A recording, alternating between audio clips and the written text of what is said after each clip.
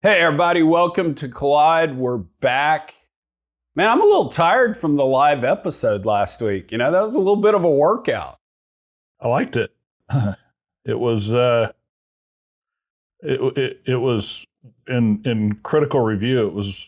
It put some guardrails up on my tendency to sidetrack a little bit. Thus my nickname.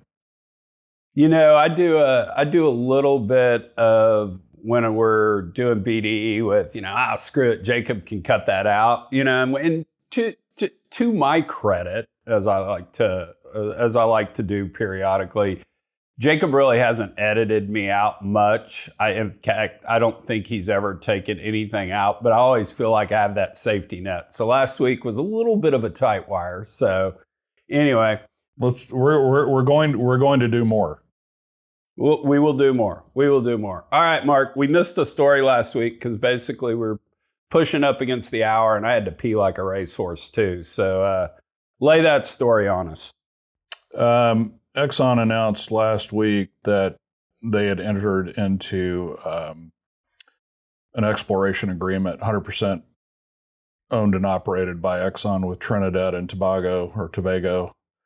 I always think it's a Seinfeld episode with the marathon runner from Trinidad. He's from Trinidad and Tobago, right? Yeah, he's Trinidadian and Tobagan. Anyway, so 2,700 square miles, about 120 miles offshore, I believe, and 6,500 plus feet of water. And I think they have a $45 million 3D seismic work program starting, they say, within 6 months. And so, kind of what does this mean?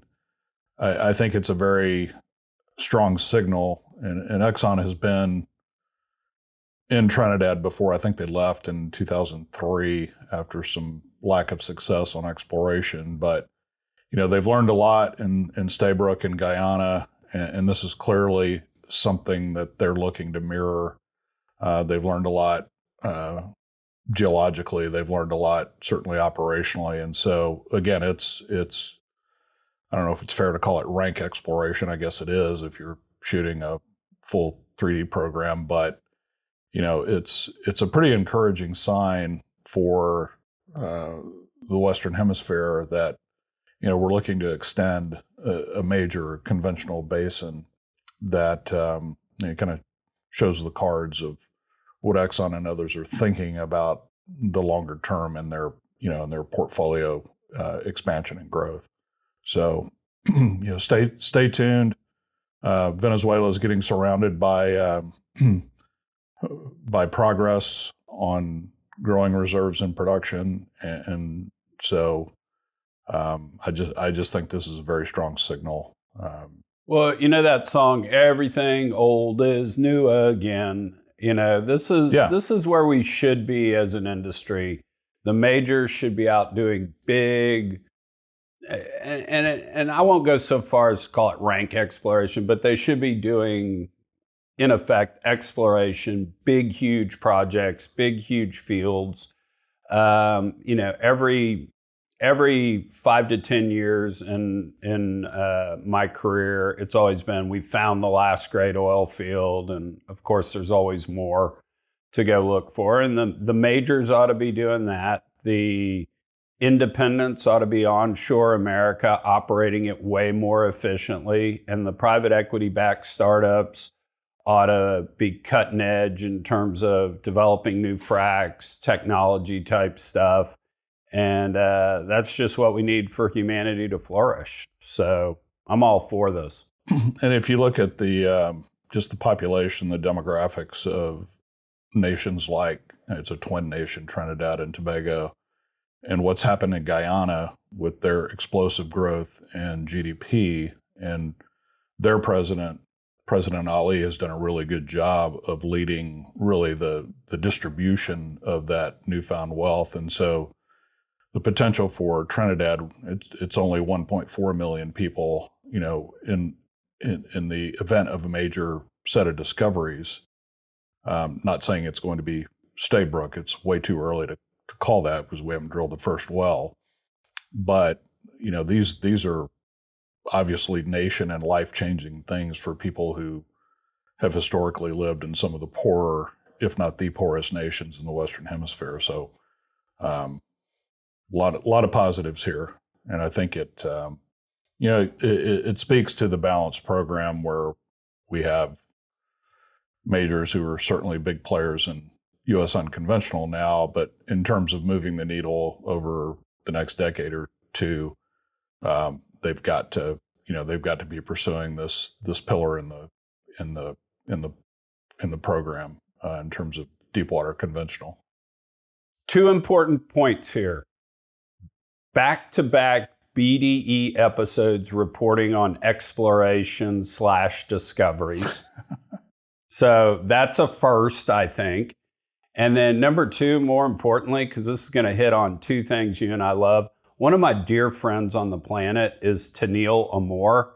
She's a musician, rapper from Trinidad. She's really cool. I met her when I was at the UN. Her song, I Am a Girl, was chosen by the UN to be the theme song for women empowerment and all their efforts worldwide.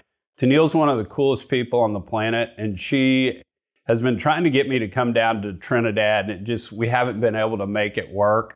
So Mark, you're gonna have to come. We'll go hang out with Tennille down on her home island. We'll see a rap music show or two and talk some oil and gas. I'm all about it. Let's go. Let's do it. You wouldn't take me to Australia, so I'll take Trinidad. Yeah, fair enough. But after you get your plane back. Yes, we need the plane back. Everybody buy Collide software. In other conventional news, let's do it. It's a company you know a little bit about, Presidio, out of Fort Worth, announced that they were going public via the SPAC route. And no timeline, but this is with EQV Ventures Acquisition Corp, SPAC entity. They've, I think, successfully raised an $85 million pipe, knowing a little bit of something about SPAC, de-SPACing, pre-de-SPACing pipes, and the redemption that can take place as part of that whole process. I would suspect that these guys have got, plenty of backstop in the event that we see, a high level of redemption. I've seen redemptions by the SPAC holders of over 90% in some of these energy deals. And so you got to have the capital to close. There's some other mechanics that go on. I just thought it was something that caught my eye in that you've got a conventional yield-focused cost optimizer in Presidio. I think they operate something on the order of 2,000 wells across mostly the mid-continent. It's all about cost optimization and free cash flow. So at SPAC, at the redemption price of $10, which they all feature, you've got about what they project to be like a 13.5% dividend yield. So, little color on Presidio. Yeah, so little color on Presidio. Chris Hammack and Will Ulrich are the two principals there. Chris Hammack, I met him when I believe he was 26 years old. And even back then, he was a stud. He was one of the early horizontal drillers. He was at a company called Stroud that Pat Noyes was CEO of, and they just crushed it. And then Pat went on to form multiple Grenadiers, and I backed him a couple of times at Kane and tried to get Chris to come along, but Chris was going to go run his own show. Have met Will kind of subsequently. Good dudes, I like them. Here's the thing we need to talk about when we're talking about SPACs. A traditional IPO, you draft an S1 and you go out on the road show and you talk about things. And the wink, wink, nod, nod was you can't talk about forecasted stuff, forward-looking statements. but the investment banks that were leading the IPO had research analysts who were going to publish reports. And so kind of on the IPO thing, you'd say, you know, let's say Goldman Sachs, just pick a, you know, our research analysts forecasting, you know, $3 of cash flow, you know, $5 of net income or $2 of net income, whatever per share. You would kind of have that discussion. And it was a little bit of an awkward discussion. With a SPAC, you're not filing an S1, you're filing an S4, which is a merger document. And so under merger documents, you can go in and talk about forward forecasts. And so a lot of the reasons these SPACs were popping up and companies wanted to go public via a SPAC and investors actually liked it is they wanted to see forward-looking numbers so they could beat it up, you know, and analyze it. And so I don't know if that plays a part here in any way, shape, or form. I would think an oil and gas company, a yield vehicle, forward-looking projections wouldn't really be important vis-a-vis like a high-tech startup that's going to have hockey stick type growth and all. But that's just one of the little backdrops, nuanced things about SPACs that I don't think people fully appreciated.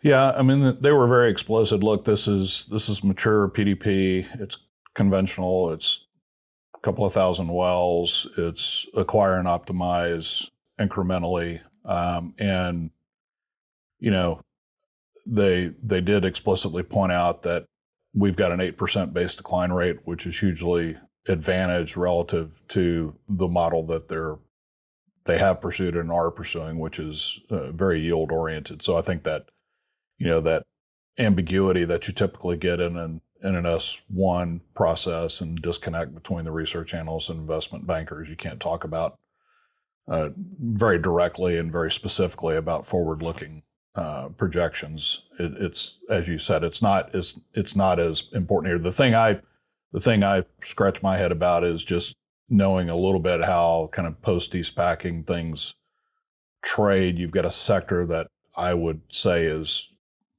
weak to squishy right now, meaning the smaller cap E&Ps. You have some institutions that can't own it just because of the size. I think it's, you know, 660 million or thereabouts.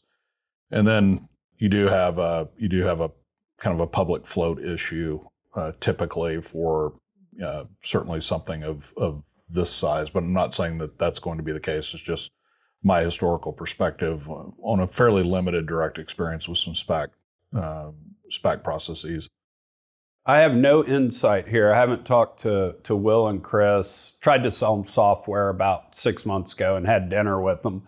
Actually, they're pretty sophisticated. I will give them credit on this in terms of systems and technology. They're pretty sophisticated there. The one thing I will say in these de-SPACings is normally you have a company that's merging with the SPAC and the company needs X amount of cash. So if Chuck and Mark have started a company and we're merging with the SPAC, we want, you know, 500 million of cash and 500 million of stock. And if they don't show up with the 500 million of cash, the deal's dead and we move on. I don't know if that's the case here. I mean, if they go out and they get a lot of redemptions, I don't know if Presidio will just say, we'll take all cash, and that won't help the float issue. But if I'm Presidio to some degree, if I can get public, then I have an acquisition currency. And that's helpful in a lot of transactions because it can be tax advantaged on, you know, stock for stock deals and stuff like that. Maybe I just want a public entity, and if I'm going to pay a distribution, at some point, somebody's going to look up and start buying the stock. So they're young guys too. They're not old guys, so they've got time to kind of lag into a fair stock price, if you will. So I don't know if that's part of it, but when I read the story, that was what I was thinking. I would guess that that's pretty spot on. These guys are smart and sophisticated, as you talk about. It is differentiated in the space because of the yield feature and conventional and low base decline rate, et cetera. So it is that currency that is attractive from a strategic standpoint. Yeah, 13% yield. The Yates family has a little bit of money that could use a 13%. Although investment advice is not, this is not investment advice, blah, blah, blah. All right, let's bash on the New York Times a while. Yeah, this caught my eye yesterday, thanks to actually Arjun commenting on Dan Byer's tweet. I think they served together on this U.S. Chamber of Commerce energy policy think tank. I think it's the Global Energy Council. I don't recall the precise name, but basically the New York Times published a headline that was essentially that, the Trump administration is going aggressively against those, particularly the IEA, who would continue to push a narrative where we're going to see peak oil demand by or before 2030. And we know that's been fairly well rebutted. And really what it's about is the New York Times presented as its foundation, analytical or scientific foundation, something in an IEA report that conflated one of their scenarios with the term forecast, which actually is kind of a reference case or base case prediction. They didn't clarify the fact that it wasn't a forecast, it was a scenario, none of which is supported by any kind of adopted policy measures. These are kind of what ifs, more fantasy than reality. But you don't find until page 67 of the subject IEA report that they clarified the notion that this is not a forecast, it's a scenario. So the New York Times taking the executive summary, running with it, because it does align with a more climate tilting agenda.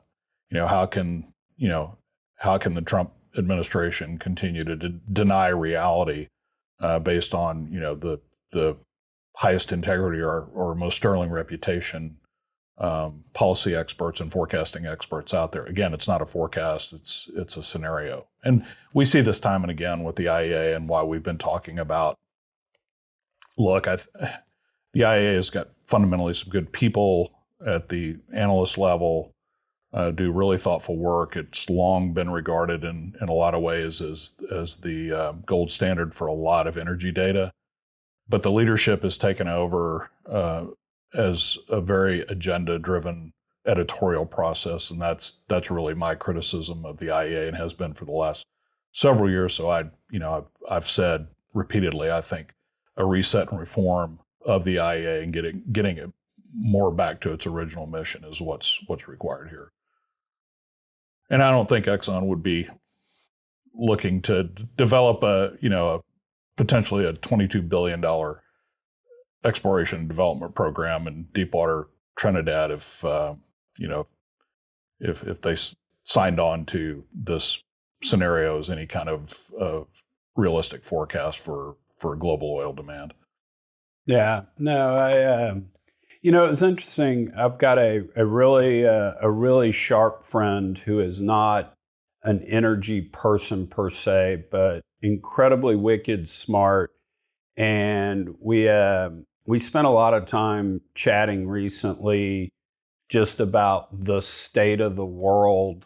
And I was defending hydrocarbons and basically saying CO2 emissions are just not as bad as they're making it out to be. The world's not going to end. But her point was, and I think it's a good one, there are so many other measures that were causing the planet a lot of stress on, plastics, depletion of agriculture, lands in terms of minerals, et cetera. And she's really smart, really thoughtful, and she went through it all. And, she kind of was beating me up a little bit about not the CO2, but she was just going, well, you can defend oil and gas, all you want, and and everything. But where I turned the conversation around, and I think we kind of wound up having some agreement, is this stuff's so important that we really need to be thoughtful about how we approach it, because we've spent trillions of dollars changing our energy delivery system, and I don't think we've materially as a world lessen the CO2 going into the atmosphere. I mean, certainly the Western world, the United States and Europe have cut back, but India and China have certainly picked it up. But it was interesting talking with her because she was really smart. And it just comes back to the point we talk about, it feels like almost every week, we have to be more thoughtful. I think my light went out. We have to be more thoughtful about how we approach the planet and what we do. So, yeah, I mean, we can't continue on in some pockets. It's been, let's spend a lot of money and see what happens. I think you're starting to see objectivity and sound science and analysis return to the messaging and the leadership on these issues, because changing the world's energy delivery system in a revolutionary timeline is certainly not trivial, and it's never been done before. I think this other light bounced off too, so maybe I'm just going to be Darth Vader the rest and kind of sit here in the dark the whole time. We've got the big globe light up here that's not on, but anyway. Well, let's go back to our favorite topic, electrons for AI. Yeah, and we talked about this month. Let's do it with gumbo. Let's do it with some gumbo and jambalaya. Wrong part of Louisiana, but that's fair. We talked about it when it was announced. Meta has their largest AI data center project that they announced for Richland Parish, Louisiana. $10 billion targeted investment. Entergy is the power provider in that region. And so Entergy got approval at the state level to move forward with 3 combined cycle nat gas generation facilities. And importantly, I saw the announcement either last week or the week before that the transmission investment for 100-mile high voltage transmission line of $1.2 billion. Meta is also seeking fast track approval for an additional 1.5 gigawatts of solar for the project as well. So we're not waiting on things, particularly in states that are very pro-development oriented, and I think you could put Louisiana near the top of that list. So first two of the three combined cycle plants are scheduled to come online in 2028, and the third, which is actually I think a redevelopment of an existing site, is 2029. So we're still talking 3 to 4 years out, but things are moving. Yeah, no, that's there goes the light. I don't know what happened. I look better though. Not a horrible hair day. But anyway, so the reason I'm in the t-shirt and didn't shower this morning, I did shower last night. I promise our viewers I did, because I worked out last night and showered afterwards. Today at lunch, Clyde's going to go over to Lifetime Fitness, and we're all taking a class of some sort. Julie's got us. She's decided we all need to get in shape. Is it a mystery? So, it's not a mystery. I just don't know what the class is, but we're going to be, grappling and probably, yeah, exactly. So we'll be doing that. So I forget what we predicted on a BDE about the Trump and Putin summit. Do you remember what we said? I think it wasn't all that optimistic that there would be any kind of movement on the territorial concessions, which are at the heart of this. And clearly there wasn't. There was progress in some observers' views as we're going to go straight to a peace agreement. We're not even going to talk about a ceasefire. And so then you had an acceleration of movement, if you will, after the Alaska summit, where they talked for 3 hours at Joint Base Elmendorf Richardson, there outside of Anchorage.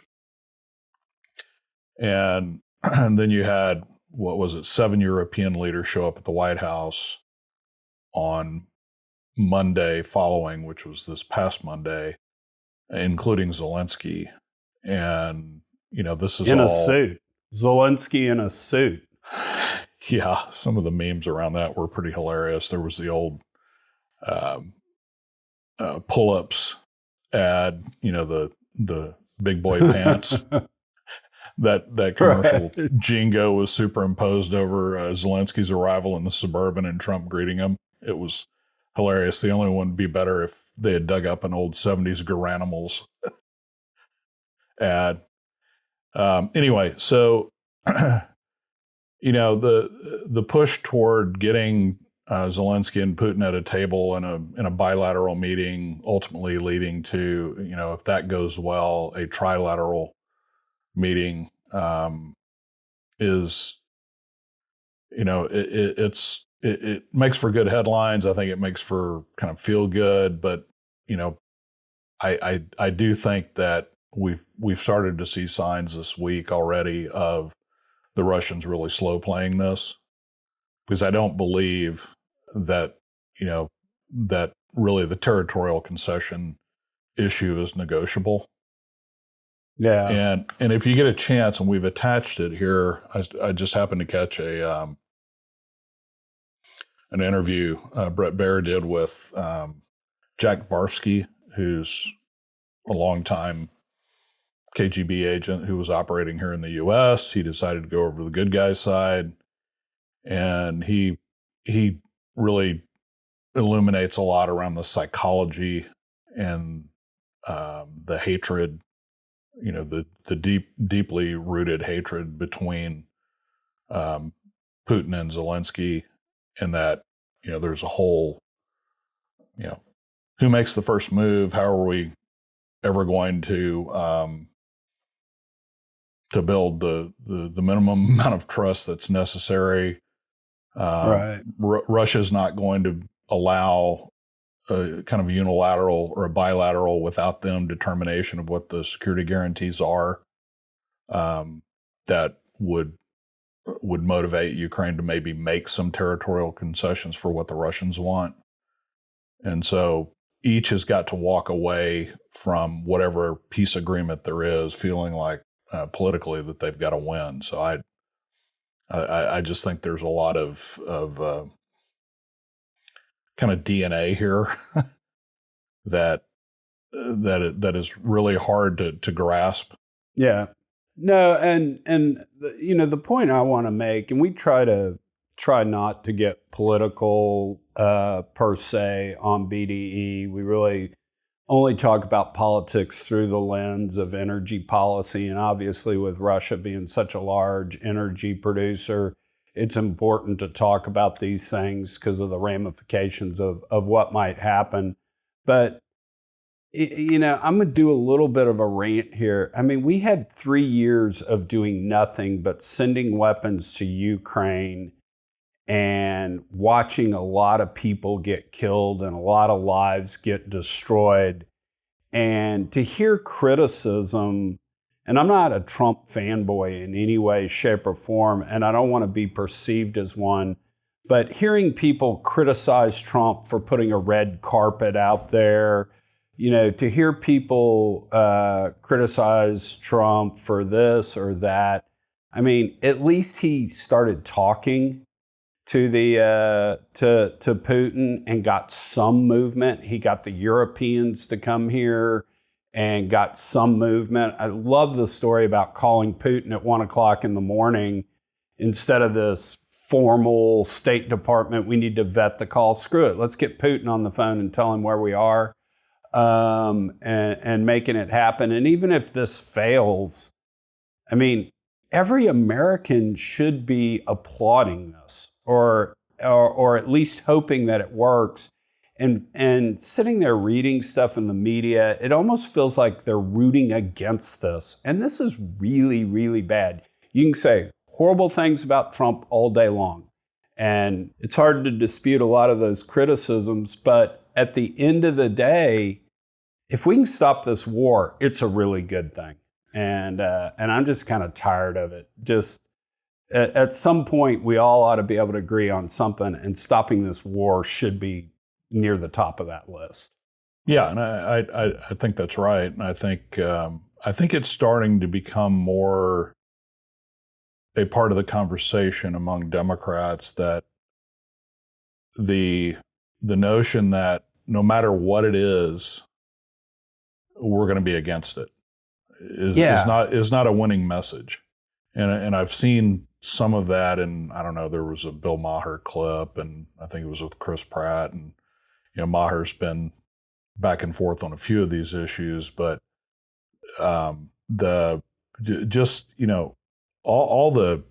incidental or the ancillary stuff, like they made a big deal about him lumbering up the stairs to Air Force One or his meandering gait down the red carpet, whatever. Well, he flew back to D.C. I think he landed, and remember, that's 4 time zones away. It was essentially a day trip. Landed back at Andrews at 3 a.m. And the first thing he does is go to the White House and get on the phone. Yeah. Yeah, no, and so I don't want to like cause the cheering section to go up, yay, Trump, but good God, at least we're doing something. We're at least trying. And you and I have talked about this on BDE before. Height of the Cold War, the Cuban Missile Crisis, I mean, literally the world imbalance. Robert F. Kennedy was going over and he was talking to the Soviet ambassador. I mean, this whole notion that we should not be talking to our enemies, particularly when they have the largest nuclear arsenal on the planet, is just foolhardy. We need to talk to them. They're major players. And so anyway, I'll get off my soapbox. You don't broker deals. You don't get deals done without talking. Yeah. And if you can believe what Putin told Trump, is that he had no personal communications one-on-one with any in the previous administration. So that's, a 4-year time frame. So they're not talking. Yeah, Biden and Putin met once.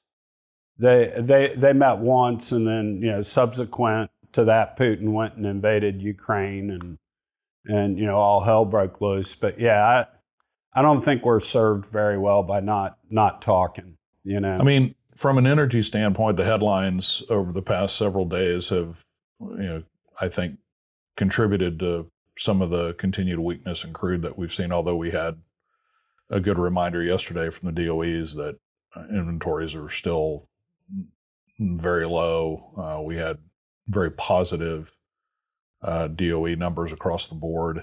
Now we haven't gotten to the end of summer.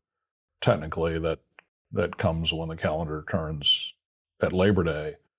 But the underlying fundamentals continue to, at least on the supply side, continue to be marginally constructive.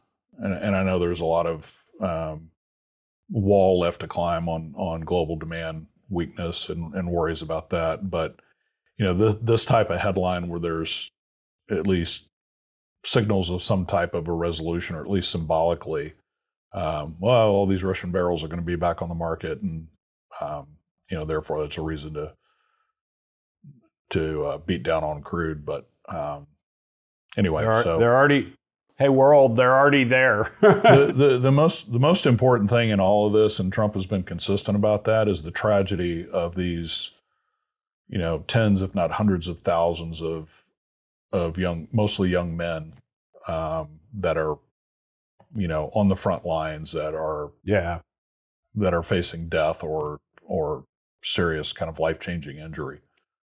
For what? I was in Vancouver last weekend, and the bartender at the hotel, I grabbed a drink before I ran out to see a show. And anyway, the bartender was from Ukraine, and he had left kind of post the invasion, and it was a pretty somber conversation about just what life was like, what he was looking towards if he had stayed, and he had family up in Canada, so that's how he got there. And so you can't just slip a trip to Vancouver for a show in there without giving us a little more detail into the high flying Chuck lifestyle. Yeah, well, so my escape from reality. Whenever I need a break from reality, I go out and I'm a roadie for one of my musician friends, right? That's kind of what I do for fun. That's what I love to do. And dear sweet friend Jewel was playing Grand Prairie, Alberta, and she was playing Vancouver, and so I carried the guitar this weekend. I spent a good 12 to 16 hours in Grand Prairie, and have now been to the Odessa of Canada. That's awesome. What an adventure. No, it's good.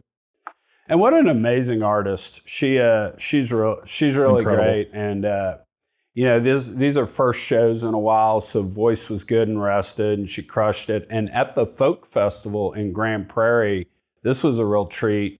She got up on stage and did probably 3 songs with Steve Poltz. And if you know kind of Jewel history, Jewel was homeless in San Diego, wanted to be an artist, and she went to the owner of a coffee shop and said, "Hey, can I start performing here?" And the coffee shop owner's like, "Yeah, I normally have this guy, Steve Poltz, who performs here, but he doesn't perform on Thursday, so you can have the Thursday night slot." So anyway, Jewel and Steve became really good friends. She tells the best story about how they went to Mexico and actually busted a drug ring with the federales. You can look up Jewel Federales Mexico on the web, and there are pictures of her back then and the whole story. And she, no better entertainer on the planet. She does that great shtick. And the last thing I'll say is they co-wrote "You Were Meant for Me." And they both got signed to record deals around the same time. And they were talking about who was going to get to release it as a single. And the way they decided is they went to a taco truck at 2 a.m.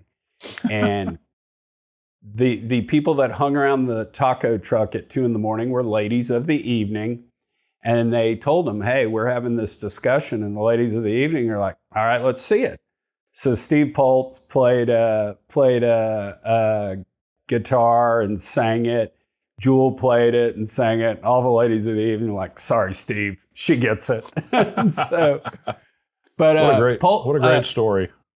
Oh yeah, and just a quick heads up, because Poltz is a great dude. He's a very talented musician. So watching the two of them play on stage, I mean, that was pretty amazing. And he's playing a show at Floor's General Store right outside of San Antonio with Robert Earl Keen on August 30th. So I'm going to try to get over, I think it's August 30th, 31st, somewhere in that weekend.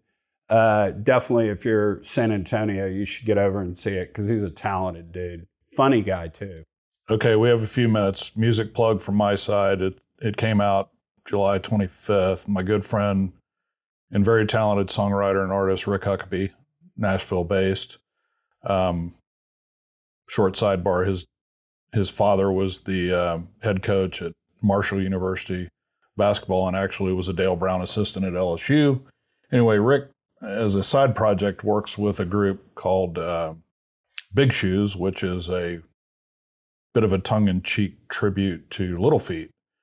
It's a roots Americana group. They just put out this new record called King Size. Go check it out. Rick, as I think I've mentioned to you before, Chuck, your good friend Thomas Rhett, Rick was one of the main writers on Beer with Jesus, and also wrote Muddy Water, which Trace Adkins took into the top 20.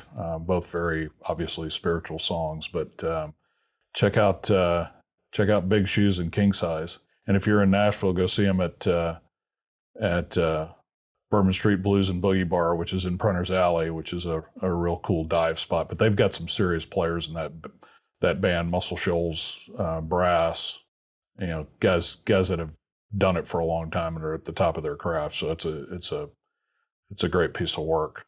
Give it a listen. So inevitably, Sarah Yates will be at that bar, and she'll send me a picture, and I'll go, "How are you underage in this bar?" But anyway, all right, Mark. Good to see you.